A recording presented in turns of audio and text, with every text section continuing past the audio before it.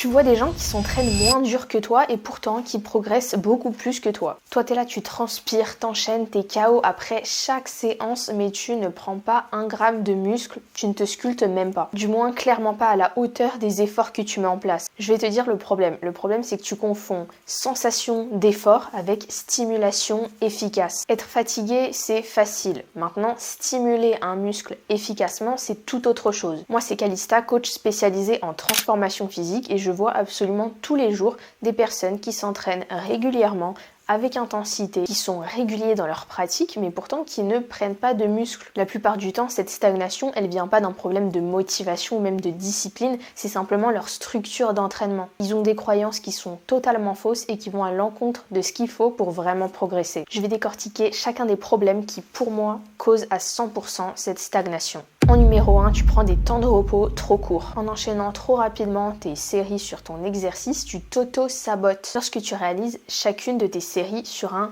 exercice, ton objectif est d'être le plus performant possible sur chacune des séries. Ça veut dire avoir la meilleure charge possible sur ton exercice. Tout simplement parce que la charge va refléter ta force qui elle-même reflète ta masse musculaire. Et il faut prendre en force pour prendre en muscle. En ayant trop peu de temps de repos entre chacune de tes séries, tu peux être sûr que tu n'auras pas les meilleures performances possibles parce que tu vas avoir une fatigue nerveuse qui s'accumule et une fatigue cardio aussi. En plus d'évidemment une fatigue musculaire sur le muscle que tu travailles sur l'exercice. Donc au fur et à mesure de tes séries, tu vas faire moins de répétitions, moins de charges et ça va être beaucoup moins stimulant pour tes muscles. Ce qu'il faut, c'est que tu prennes de bons temps de repos entre chacune de tes séries, 2 minutes 30 à 4 minutes pour certains exercices très fatigants. De cette manière, tu récupères complètement entre chacune de tes séries. Tu peux avoir tes meilleures performances, ta meilleure tension mécanique sur tes muscles et tu vas beaucoup plus progresser avec paradoxalement moins d'efforts perçus. Problème numéro 2, tu utilises plein de techniques d'intensification complètement inutiles. Alors ça, je le vois absolument tout le temps. Tu fais des circuits de plusieurs exercices, des biceps, des drop sets, bref, toutes ces techniques d'intensification qui te donnent l'impression de faire du coup des séries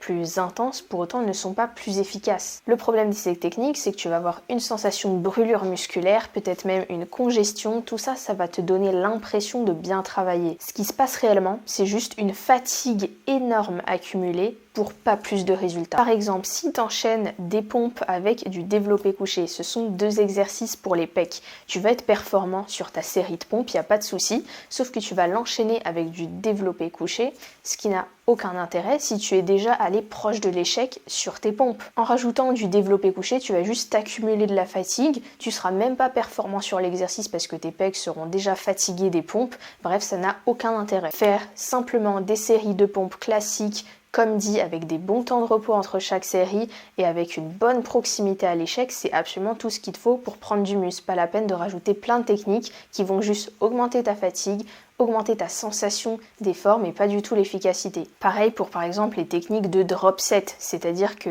tu fais ta série par exemple à 50 kg, une fois que tu es arrivé au bout, tu baisses la charge par exemple à 30 kg et tu fais en enchaînant le plus de répétitions possible. Ça, on le voit plein de fois. La réalité, c'est que les études, elles ont montré que si tu fais ta série classique, par exemple à 50 kg, que tu vas proche de l'échec sur cette série, eh bien, ça n'a aucun intérêt de faire des techniques supplémentaires comme un drop set où tu baisses la charge et tu continues ta série. Ça va juste t'ajouter de la fatigue. Tu vas avoir donc plus de mal à récupérer et ça ne va pas te faire prendre plus de muscles du tout. La seule technique d'intensification entre guillemets qui est intéressante pour la majorité des gens, ça va être des supersets entre 2 exercices bien différents pour 2 muscles bien différents. Par exemple, moi j'enchaîne mon RDL avec des élévations latérales.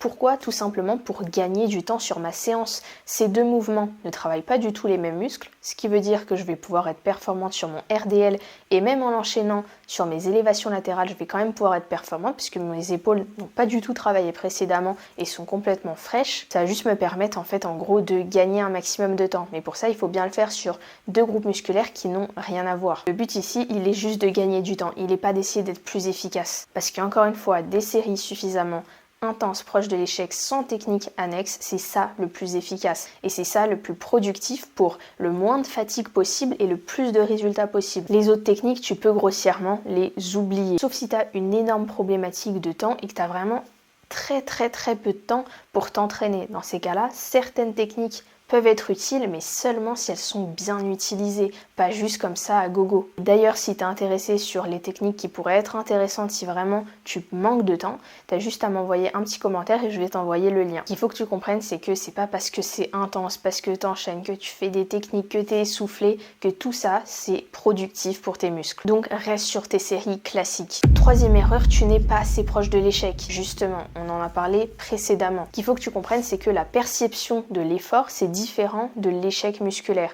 L'échec musculaire, c'est quelque chose qu'on cherche absolument à atteindre lorsqu'on veut prendre du muscle. C'est tout simplement le fait de, à la fin de ta série, ne plus être capable de réaliser une répétition supplémentaire, tout simplement parce que ton muscle est incapable de réaliser une répétition de plus, il est à bout, il est à l'échec. Et ça, faut surtout pas le confondre avec une perception d'effort élevé. Tu peux être épuisé en termes de cardio, nerveusement, parce que tu as justement enchaîné des exercices, etc. Mais pour autant, le muscle n'est pas allé à l'échec. Donc oui, tu peux être essoufflé en sueur et pour autant, tu n'as pas atteint l'échec musculaire. Donc cette fatigue que tu as accumulée ne te sert pas pour prendre du muscle. Pour réussir à aller à l'échec musculaire efficacement, il faut commencer par prendre du coup des temps de repos plus longs, réaliser des séries classiques sans enchaîner des exercices ou utiliser des techniques d'intensification qui vont te fatiguer pour rien et avoir une bonne perception de l'effort que tu fais. Comment avoir une bonne perception? En te filmant. Lorsque tu vas te filmer, tu vas voir la vitesse de tes répétitions. Et c'est absolument ça qu'il faut que tu regardes. Il faut que tu regardes la vitesse de tes répétitions sur ta série. Et si ta dernière répétition de ta série est pas lente, c'est probablement que tu es très loin de l'échec encore. Par exemple, si elle est tout aussi rapide que ta première répétition, c'est que tu es vraiment super loin de l'échec musculaire et que tu as été arrêté beaucoup trop tôt. Ta dernière répétition devrait visuellement et bien évidemment de manière incontrôlée ralentir. Ça montre que ton muscle a de plus en plus de mal à produire l'effort que tu lui demandes et qu'on se rapproche vraiment de l'échec musculaire qu'on recherche. Donc retiens que ce n'est pas parce que tu es fatigué que ton muscle est proche de l'échec et que pour prendre du muscle, il faut une tension élevée, donc une charge relativement élevée par rapport à ton propre niveau, plus une proximité à l'échec. Si tu t'arrêtes trop tôt dans ta série, ton muscle n'a aucune raison de s'adapter et tu fais juste des séances de cardio au final. Et quatrième erreur, tu choisis des exercices durs mais pas pour autant efficaces pour prendre du muscle. Encore une fois, la sensation de difficulté que tu peux éprouver en faisant un exercice n'a pas forcément de rapport avec à quel point il est efficace pour prendre du muscle. Par exemple, si tu es sur un exercice qui est instable, tu as de l'équilibre à gérer, tu as un gainage requis important, tu as une position qui est inconfortable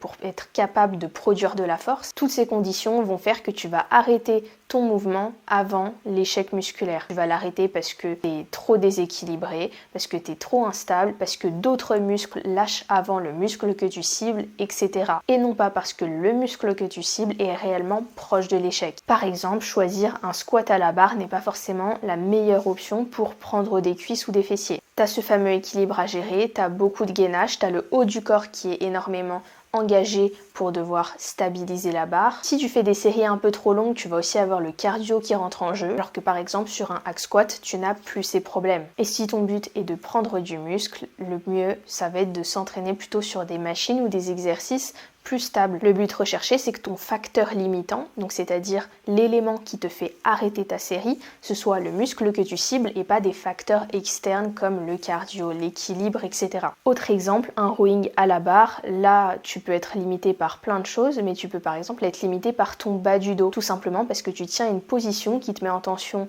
tes ischios, tes fessiers et ton bas du dos. Alors que toi ici, tu cherches à travailler ton dos, ton haut du dos. Si tu veux être plus efficace, te mettre sur une machine sera probablement une meilleure idée. Et lorsque tu voudras travailler ton bas du dos, fais un exercice spécifique pour le bas du dos. Mais n'essaye pas de faire tout en même temps, sinon tu vas faire tout très mal. Donc retiens que si c'est quelque chose d'autre que le muscle que tu cibles qui te fait arrêter ta série, l'exercice est sûrement mal choisi. Et dernière erreur, tu confonds faire beaucoup et stimuler. Tu peux avoir un volume de travail élevé, donc beaucoup de séries, etc. mais en étant très peu efficace, ce qui fait que tu crées beaucoup de fatigue, mais très peu de stimulation efficace pour prendre du muscle. En gros, toutes les séries ne se valent pas. Peut-être que tes 10 séries par semaine sur le dos ne sont pas du tout les mêmes que mes 10 séries par semaine sur le dos. Peut-être parce que toi, tu fais des séries du coup très loin de l'échec, donc très peu stimulantes, avec des exercices mal choisis, avec du coup des techniques d'intensification qui réduisent ta qualité de travail, etc. etc. Alors que moi, je vais avoir 10 séries réellement stimulantes